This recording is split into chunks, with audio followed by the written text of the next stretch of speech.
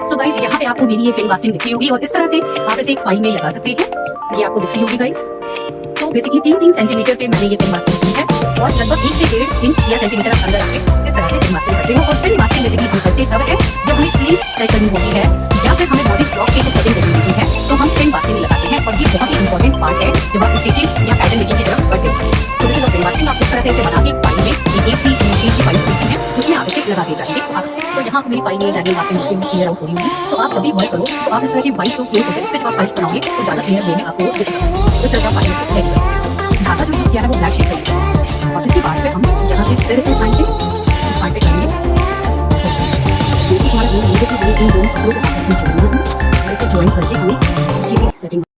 So hello guys, and this is the FD class by Aanchal, that is fashion designing class by Aanchal। तो आज जो मेरा topic है that is going to be hand swing cutting, that is HSC। hand swing cutting techniques जो होती है हम उस पर बात करेंगे क्योंकि ये भी एक सीम एंड अलाउंसेस का पार्ट है।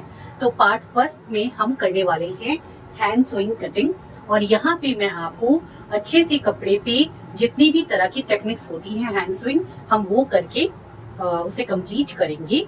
एंड हमें मटेरियल्स क्या लगेंगे हम इसके बारे में जान लेते हैं। हमें इसके लिए क्लोथ्स चाहिए, कोई भी आप कॉटन का क्लोथ ले सकते हो या और कोई भी आपके पास फैब्रिक हो तो आप उसे ले सकते हैं। एक हमें लाइनिंग के लिए कपड़ा चाहिए, अंदर जो अस्तर वाले कपड़े होते हैं हमें एक वो चाहिए और बीडेड पिन्स हमें चाहिए। जो बीडेड पिन्स मैंने आपको पिछली क्लास में बताया था हमें वो चाहिए। And tailor chalk, thread and needles, इतनी चीजें लगेंगी हमें हैंड स्विंग कटिंग सीखने के लिए। सो ये जो हमारी क्लास है ये cutting and swing class number 4 है गाइस। और यहाँ पे सबसे पहले मैं आपको थोड़ा सा डिस्क्राइब करूंगी, उसके बाद हम पढ़ेंगे अपने स्विंग पार्ट पर। तो यहाँ पे टेक्निक्स जो होती हैं वो क्या क्या होती हैं, कितने टाइप्स की होती हैं हैंड स्विंग टेक्निक्स, हम इस पे पहले बात करेंगे। तो सबसे पहले हैंड स्विंग जो टेक्निक होती है उसका बेसिक जो इंट्रोडक्शन होता है हम कैसे उसे डिफाइन कर सकते हैं। तो हैंड स्विंग जो टेक्निक होती है वो सबसे इम्पोर्टेंट पार्ट ये होता है कि वो जब भी हमारी स्टिचिंग का जो पार्ट होता है उसमें एक इम्पोर्टेंट रोल उसका होता है गाइस।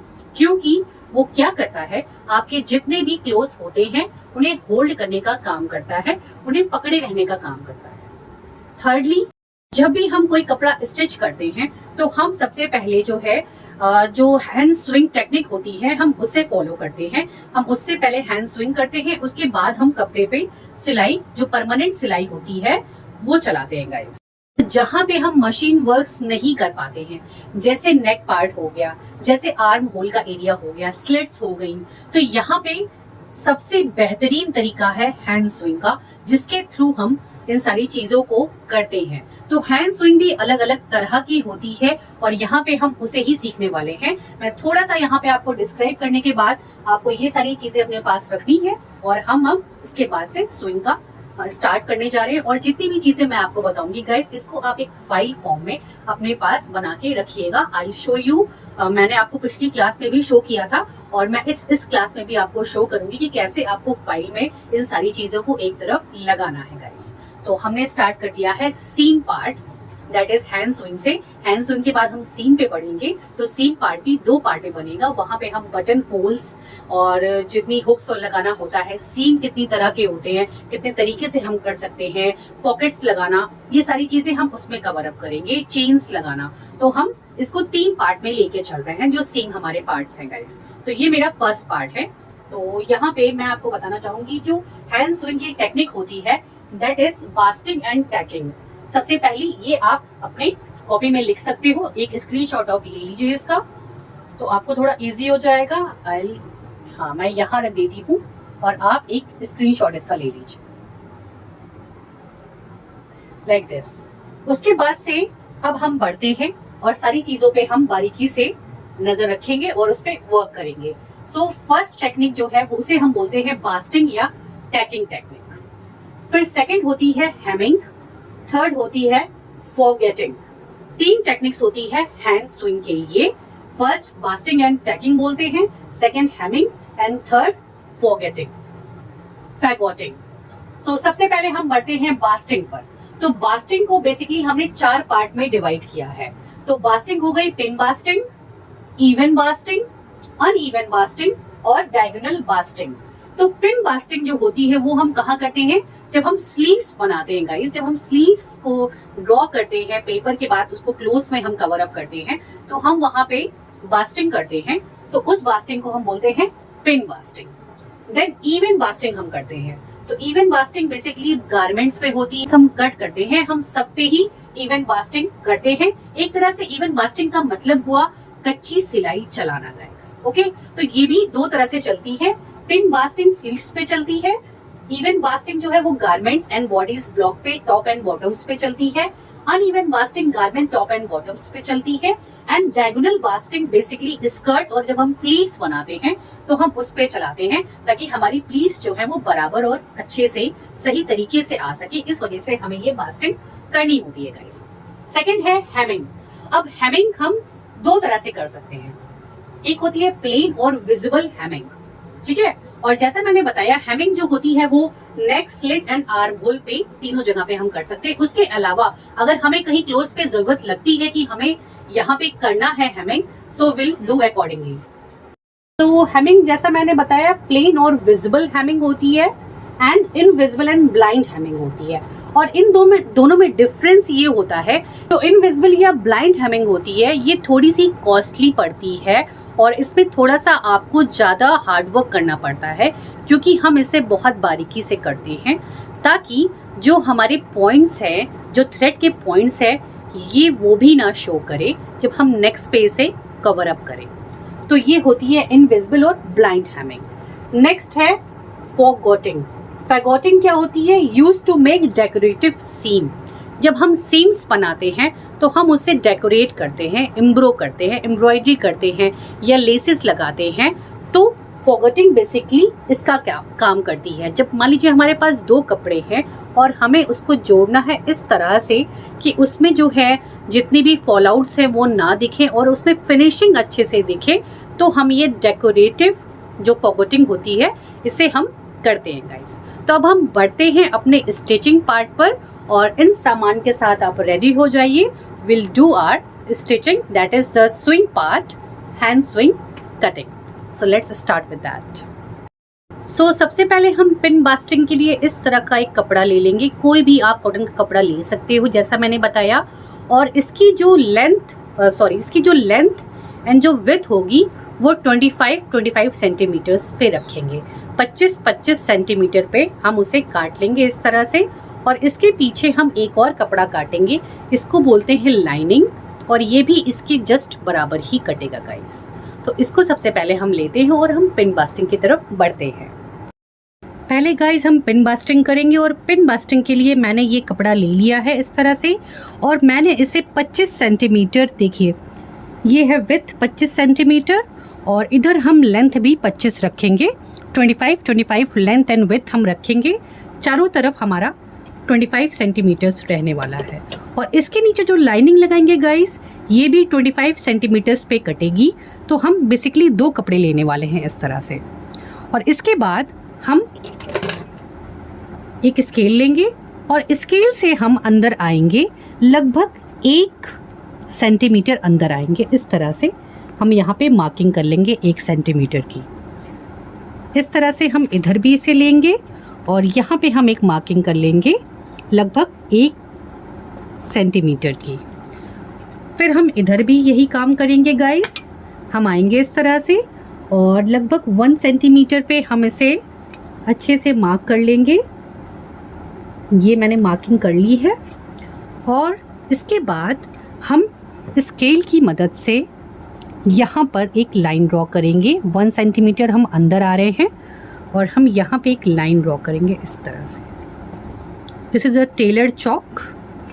और इसके बाद हम इधर भी सेम एज इट इज़ ही जाएंगे और 1 सेंटीमीटर पर हम आकर एक लाइन ड्रॉ कर लेंगे इस तरह से। Same will do here also. 1 centimetre पे जाकर हम इसे ऐसे एक लाइन ड्रॉ कर लेंगे और एक लाइन 1 सेंटीमीटर पे इधर ड्रॉ कर लेंगे हम। So this is the line आपको दिख रही होगी। इसके बाद गाइस हम यहाँ से ये जो लाइन 1 सेंटीमीटर की थी, इससे हम अंदर आने के बाद 1 सेंटीमीटर और अंदर आएंगे और यहाँ पे एक मार्क लगा लेंगे। चारों कोने पे हमें इसी तरह से करना है। 1 सेंटीमीटर अंदर आकर हमें एक मार्क लगाना है यहाँ पर इस तरह से, और सेम हम यहाँ पे करेंगे। 1 सेंटीमीटर पे यहाँ पे जाएंगे और एक निशान लगा लेंगे, और इधर भी मैं इसी तरह से सेम करने वाली हूँ। 1 सेंटीमीटर पे मैं यहाँ पे निशान लगाने वाली हूँ। तो इस निशान के बाद हम क्या करेंगे, पिन बास्टिंग बेसिकली हम कर रहे हैं गाइस। तो इस तरह की बीडेड पिन्स मिलती हैं मार्केट में, आप इसे ले लीजिएगा और इसके बाद हम इसे निकाल लेंगे।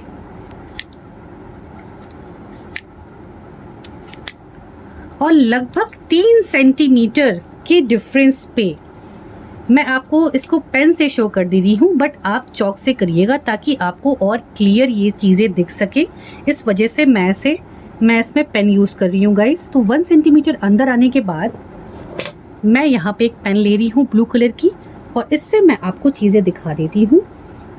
ये लगभग आप 3-3 सेंटीमीटर पर एक मार्क लगाइएगा इस तरह से उस लाइन पे जो अंदर की तरफ थी,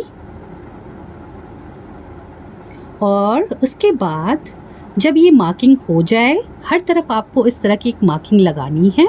अभी मैं आपको एक तरफ करके दिखा दे रही हूँ। सो ये मैंने मार्किंग लगा ली है। आपको ये ब्लू पॉइंट्स दिख रहे होंगे, आपको क्लियर हो रहा होगा गाइस ये ब्लू पॉइंट्स। और इस ब्लू पॉइंट्स को हम इस तरह से पिन लेंगे और अंदर और बाहर के कपड़े को पकड़ते हुए, इस तरह से पकड़ते हुए हम इसे अच्छे से पिन कर लेंगे। देखिए इस तरह से हम सेकंड नंबर पे भी जाएंगे और इसे अच्छे से पिन अप कर लेंगे। जो डिस्टेंस होगा वो सेम होगा 3-3 सेंटीमीटर पे, जैसा मैंने आपको बताया है। तीसरे नंबर पे भी हम ऐसे ही करेंगे।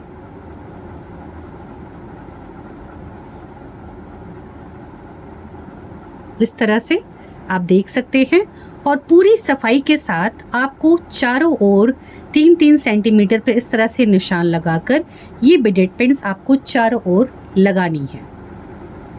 सो गाइज यहाँ पे आपको मेरी ये पिन बास्टिंग दिख रही होगी, और इस तरह से आप इसे एक फाइल में लगा सकते हैं।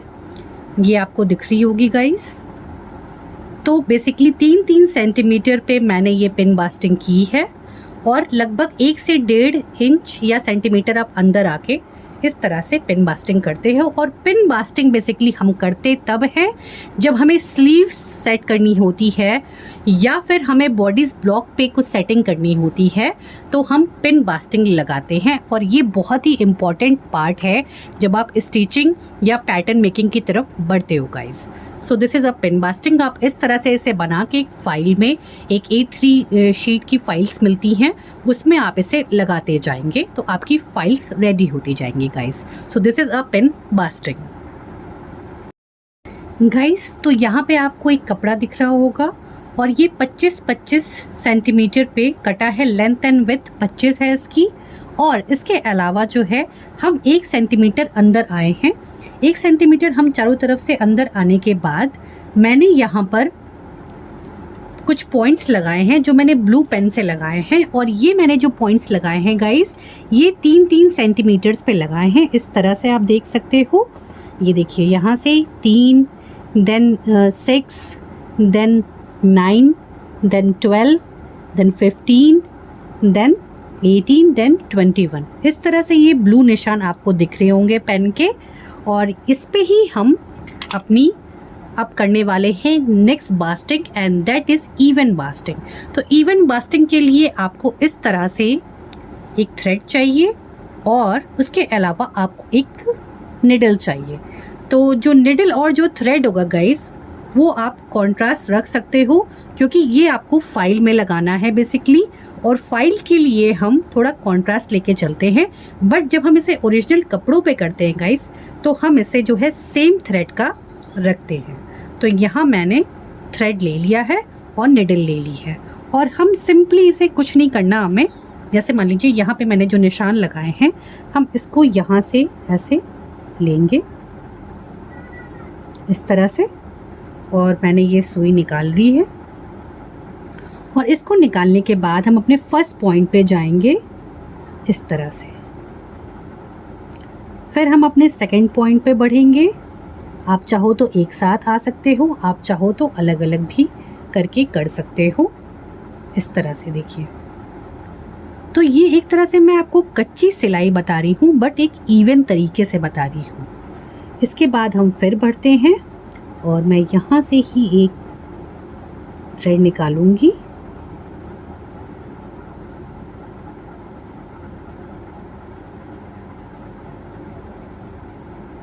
और मैं सेकंड तरफ बढ़ूंगी इस तरह से। ये देखिए इस तरह से।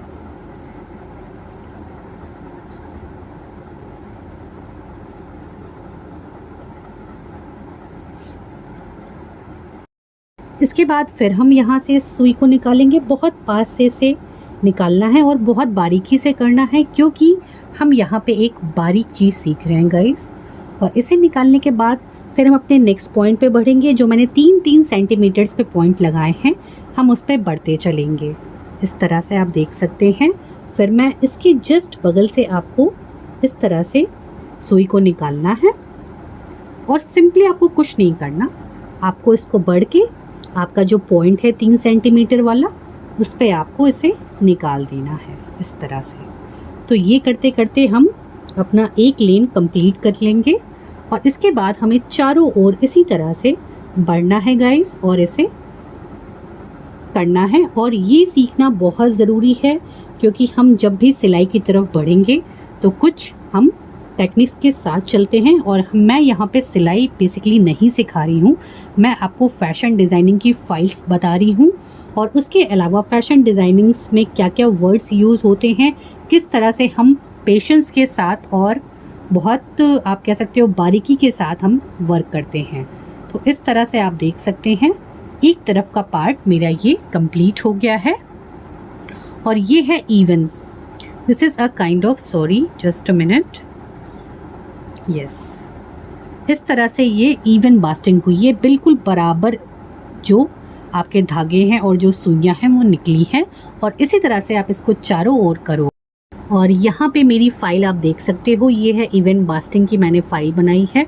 और ये जो है बिल्कुल बराबर धागे चल रहे हैं और इस तरह से मैंने इसे फ़ाइल में लगा दिया है।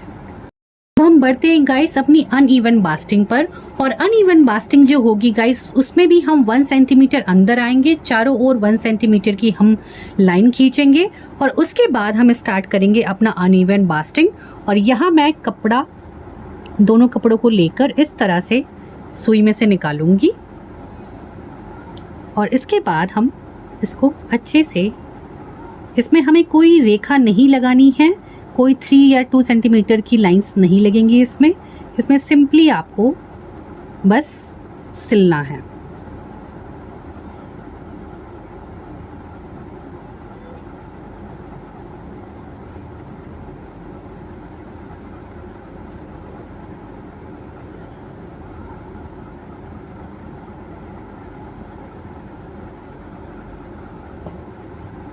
इस तरह से। और अभी आप देख सकते हो यहाँ पर जो है वो इवन कुछ भी नहीं है, सब कुछ अनइवन है। मैं ब्लैक से करके दिखा रही हूँ और इधर भी आप देख सकते हो। सो इस तरह से हम अनइवन बास्टिंग करेंगे, जो कि बहुत ही सिंपल तरीके से होती है। सिंपली आपको 3-4 बार, एक ही बार अगर आप कपड़े को घुसा दोगे तो भी कोई प्रॉब्लम नहीं है निडल में। और उसके बाद आपको सिंपली इसे ऐसे निकाल लेना है। तो जब भी हम कपड़े पे वर्क करते हैं और हमें जल्दी होती है तो हम अनइवन बास्टिंग भी कर लेते हैं कई बार। इसमें हमें कोई वो दोष नज़र नहीं आता है। सो इस तरह से हम अनइवन बास्टिंग करेंगे गाइस। और ये हम कपड़ों की चारों ओर करने वाले हैं। और here I will show you, ये है अनइवन बास्टिंग का तरीका। आप देख सकते हैं ये कहीं पे भी बराबर नहीं है और ये उल्टे में आप देख सकते हो छोटी छोटी आपको दिखेंगी, क्योंकि जो सुइयां चलती हैं वो पास पास और जल्दी जल्दी चलती हैं। तो ये अनइवन बास्टिंग हो गई। सो गाइस अब हम बढ़ने वाले हैं डायगोनल बास्टिंग पर। और डायगोनल बास्टिंग के लिए बेसिकली हमें एक रेक्टेंगल कपड़ा चाहिए इस तरह से। और बेसिकली हम डायगोनल बास्टिंग जो करते हैं वो करते हैं स्कर्ट्स के लिए, और फ्लेयर्स वाली जो स्कर्ट्स होती हैं हम उस पर इस तरह का वर्क करते हैं। तो डायगोनल बास्टिंग के लिए हम इस रेक्टेंगल कपड़े को अब एक प्लेट फॉर्म में बनाएंगे, और जो हमारी प्लेट बनेगी वो कुछ इस तरह से बनेगी। आई विल शो यू इस तरह से। एंड पहले हम इसे मोड़ लेंगे, इसके बाद हम इस पर प्लेट्स बनाएंगे लाइक दिस। मैं छोटी छोटी प्लेट्स बना रही हूँ ताकि आपको ईजी हो जानना कि आप कैसे डायगोनल बास्टिंग करोगे लाइक दिस। आपको जिस समय आप स्कर्ट बनाना सीखोगे तो जितना डिस्टेंस रखना है, गैप्स रखने हैं प्लेट्स के, वो मैं आपको बताऊंगी, और कितने डिफरेंट स्टाइल्स की आप जो प्लेट्स हैं वो क्रिएट कर सकते हो डायगोनल बास्टिंग के थ्रू, वो भी मैं आपको बताऊंगी कि आपको उसमें डायगोनल बास्टिंग कैसे करनी है। तो सिंपल सा तरीका है डायगोनल बास्टिंग करने का। तो हम इसे अच्छे से आयरन भी कर सकते हैं ताकि हमारी प्लेट्स जो हैं वो क्लियर आउट हो सके और हमको डायगोनल बास्टिंग करने में थोड़ा सा ईजी हो। तो इस तरह से करने के बाद मैं इसे इस तरह से रख रही हूँ, आप देख सकते हैं। और प्लेट्स भागे ना और वो अपनी जगह पे रहें, इसके लिए हम डायगोनल बास्टिंग करते हैं बेसिकली। तो डायगोनल बास्टिंग मैं यहाँ से उठाती हूँ इस तरह से सुई को, और इसे उठाने के बाद मैं इसे इस पार्ट पर अंदर लेके जा रही हूँ ताकि जो मेरी सेकंड प्लेट थी वो कवर अप हो सके। आपको दिख रहा होगा guys, I will show you, just wait. इसीलिए मैंने जो है धागा जो यूज़ किया है वो ब्लैक शेड का यूज़ किया है। और इसके बाद फिर हम यहाँ से फिर इसे उठाएंगे, इस पार्ट पे आएंगे लाइक दिस, और अब हम इसे कवर अप करेंगे इस तरह से लाइक दिस। तो डायगोनल फॉर्म में आपको रहना है इस तरह से। हम इसे कवर अप कर लिए हैं, अब हम आगे बढ़ेंगे guys.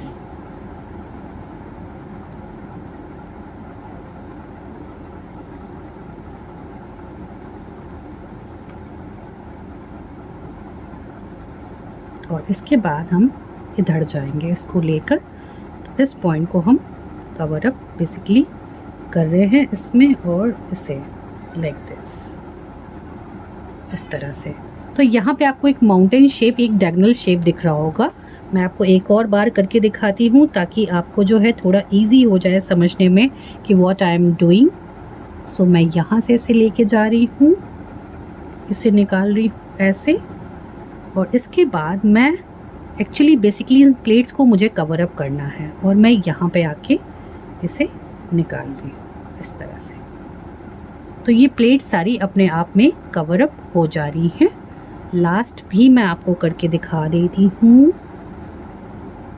So will go like this, and इसके बाद हम इस पे आएंगे और यहाँ से इसे इस तरह से निकाल देंगे, और इसके बाद मैं इसे क्लोज आउट करने वाली हूँ इस तरह से।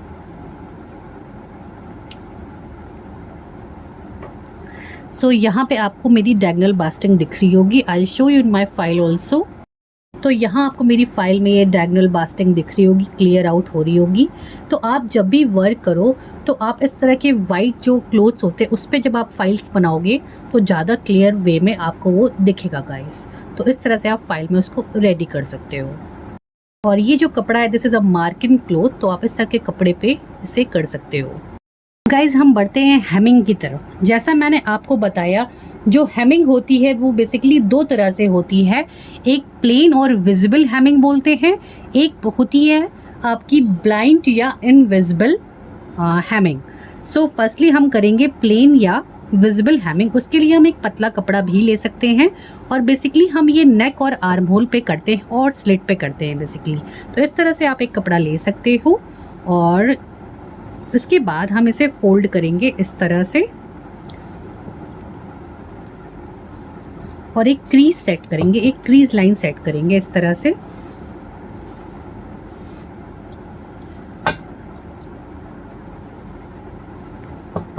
और मैं इसको दोबारा फोल्ड कर रही हूँ इस तरह से।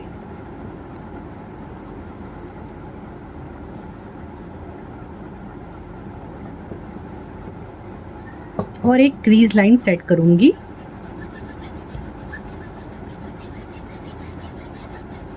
इस तरह से आपको दिख रहा होगा। तो ये एक मेरा रेडी हो गया। दिस इज फॉर, ये प्लेन हेमिंग के लिए रेडी हुआ है। सेम मैं करूंगी फॉर ब्लाइंड हेमिंग के लिए।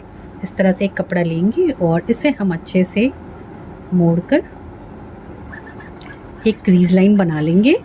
इसको आयरन अगर आप करोगे तो that will be more better. अगर आप इस पर प्रेस चला दोगे, आयरन कर दोगे, तो इसकी क्रीज लाइन प्रॉपर सेट हो जाएगी। बट अभी हमें जल्दी सीखना है, so I am not doing that. इसके बाद अब हम बढ़ते हैं अपनी हेमिंग की तरफ। सो आई विल डू हेयर, इसे बोलते हैं, मैं यहाँ लिख दे रही हूँ ताकि आप कंफ्यूज ना हो। इसे बोलते हैं विजिबल, विजिबल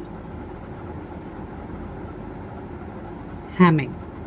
तो विजिबल हैमिंग और इनविजिबल हैमिंग या ब्लाइंड हैमिंग में क्या डिफरेंस है अभी आपको यहाँ शो हो जाएगा। और इसी वजह से मैं ऐसे एक कॉन्ट्रास्ट जो धागा होता है, ब्लैक धागा, मैं उसे यूज़ कर रही हूँ। देखिए, आपको यहाँ से इसे उठाना है और यहाँ से आपको 3 to 4 थ्रेड सिर्फ इसके लेने हैं। इस तरह से, इस तरह से आपको दिख रहा होगा। ये 3 to 4 आपको थ्रेड लेना है।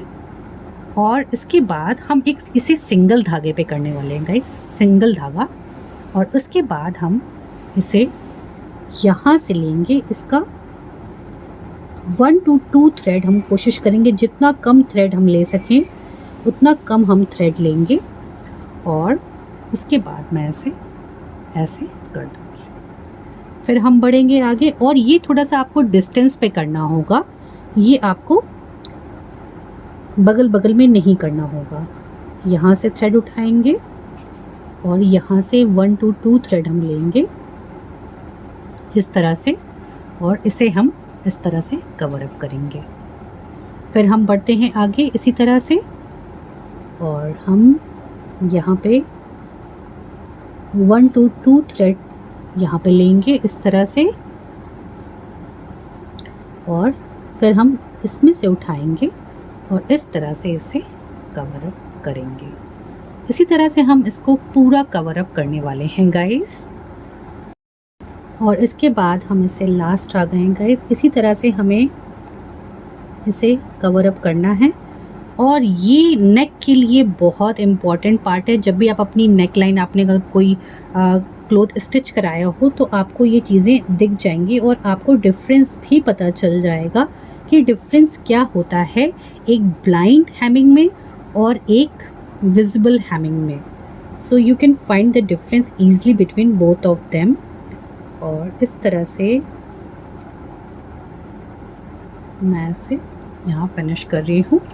और यहाँ पे आपको देखिए डिफरेंस क्या है। यहाँ पे जो लाइंस हैं ये आपको शो हो रही होंगी। अभी बैक जो है वो सिर्फ एक पॉइंटेड दिख रहा होगा आपको, वहाँ पे आपको जो सिलाई है वो कहीं पता नहीं चल रही होगी, बहुत लाइट से पॉइंट्स दिख रहे होंगे। This is a visible Hamming और प्लेन हैमिंग इसे बोलते हैं। इस तरह से देखिए, इसमें सिर्फ आपको एक छोटे छोटे ब्लैक पॉइंट्स दिख रहे होंगे। और जब हम इसे वाइट थ्रेड से करेंगे या जो कपड़ा है उसके अकॉर्डिंग ही हम थ्रेड लेंगे तो उसमें बिल्कुल भी ये नहीं दिखते हैं। तो हमारे नेक्स और जो आर्म होल हैं वो ब्यूटीफुल भी दिखते हैं और वो कहीं ना कहीं अपने आप को एक स्टिच का रूप देते हैं गाइस। और इसके बाद अब हम बढ़ेंगे इनविजिबल हैमिंग पर। तो इनविजिबल हैमिंग और विजिबल हैमिंग में थोड़ा सा ही डिफरेंस है, मैं आपको अभी दिखाती हूँ। बस यहाँ पे आप देख सकते हैं ये विजिबल है और डिफरेंस मैं आपको बहुत बारीकी से दिखाती हूँ। देखिए ये है, अब आप इसे उठाइए, ओके। और हम यहाँ से इस थ्रेड को 2 से 3 थ्रेड लेंगे इस तरह से, और बहुत हल्का सा मार्किंग करते हुए हम अंदर के दोनों कपड़ों को ऐसे उठा लेंगे और इससे कहीं ना कहीं ये थ्रेड छुपा रहेगा गाइस। इस तरह से आप देख सकते हो। पॉइंट तो आगे आपको एक ही दिखेगा, बट जो यहाँ पे थ्रेड जो विजिबल था जो विजिबल वाला ये मैंने आपको बताया था, मैंने वो यहाँ भी कर दिया है।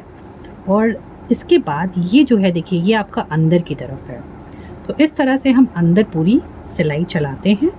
ये आपकी इनविजिबल हो जाती है एक तरह से। मैं आपको फिर से शो कर दे रही हूँ।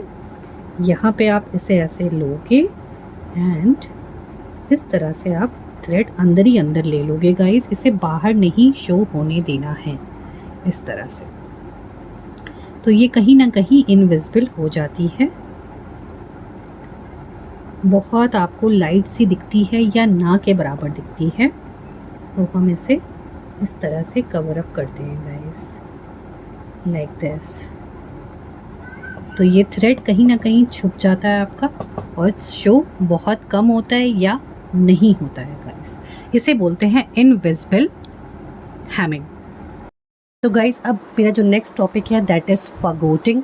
तो फगोटिंग में बेसिकली जैसे मैंने बताया कि हमको कुछ क्रिएटिव सीम्स में डेकोरेशंस करनी होती हैं या लेसेस लगाते हैं हम, और चाहे हम एम्ब्रॉयडरीज वर्क करते हैं।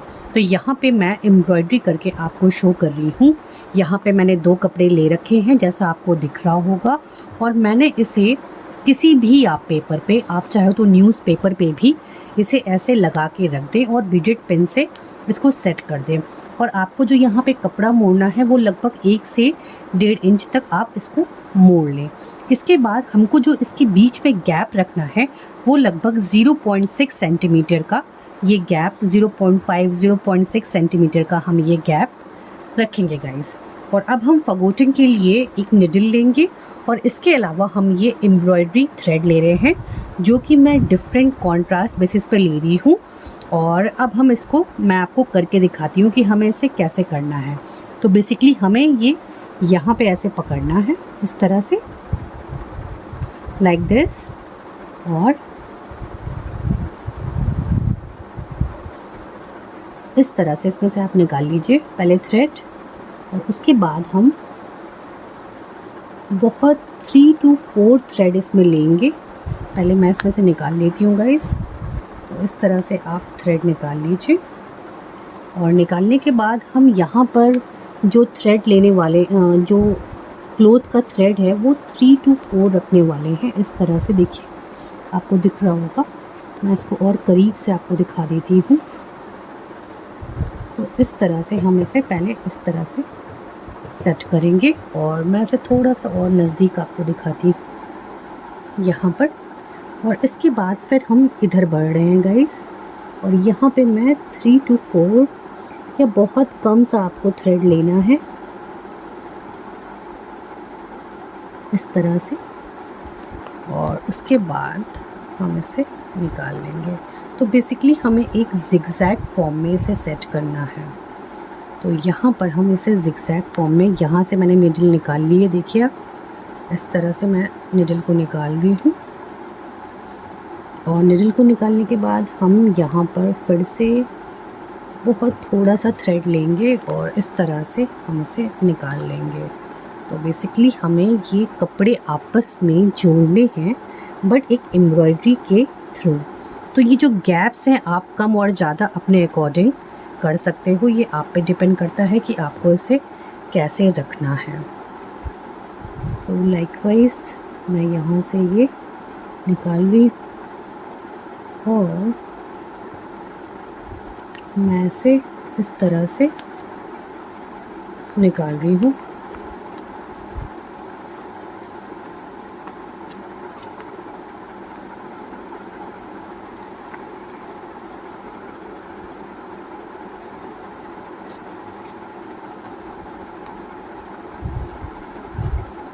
इस तरह से। तो गाइज़ ये आप यहाँ तक इसको फिलअप करने के बाद मैं आपको पूरा शो करती हूँ। तो वो यहाँ तक हम आ गए गाइज़, और मैं आपको एक बार और इसे शो कर देती हूँ।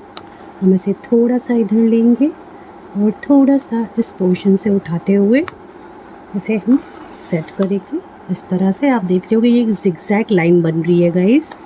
तो इस तरह से हमें एक जिगजैग लाइन भी क्रिएट करनी है, बट उसे इस तरह से क्रिएट करना है कि वो एम्ब्रॉयडरी फॉर्म का लगे, एम्ब्रॉयडरी जैसा लगे गाइस। तो बेसिक हमारा एम ये है कि हमें इन दोनों कपड़ों को आपस में जोड़ना है और इसे ज्वाइन करके हम एक अच्छी सी सेटिंग बनाने वाले हैं गाइस। तो इस तरह से आप देख सकते हो, मैं इसके एकदम कॉर्नर पे आ गई हूँ और मैं इसे अब ओपन करके आपको शो करती हूँ। मैं इसे बेसिकली इसलिए मैंने आपको ये फॉकेटिंग सिखाई है कि कभी भी आगे जब आप कपड़े को स्टिच करोगे तो ये कैसा लगेगा ये आपको थोड़ा सा शो हो जाएगा। इस तरह से आप देख सकते हो, देखो इस तरह से दो कपड़ों को हम आपस में जोड़ देंगे और जिगजैग एक लाइन क्रिएट हो जाएगी। तो ये बेसिकली होती है, this is a kind of faggoting, इसे हम फॉकेटिंग बोलते हैं गाइस। सो गाइस यहाँ हमने अपनी हैंड स्विंग कटिंग का जो पार्ट था उसे कवर अप कर लिया है और अब हम जो नेक्स्ट स्टेप बढ़ने वाले हैं that is seam and allowances, button holes, hooks, chains और जितने भी पॉकेट्स वगैरह जैसे लगाने होते हैं वो सारा हम उन दो चैप्टर्स पे फिनिश करेंगे। सो आप इसकी प्रैक्टिस करें और इसे ज़रूर अपनी फाइल में बना के रखें बिकॉज ये इम्पॉर्टेंट पार्ट है। फाइल्स को हम यहाँ से स्टार्ट करते हैं बनाना गाइस। तो तब तक के लिए bye bye and see you in my next class and please go like and subscribe my channel guys.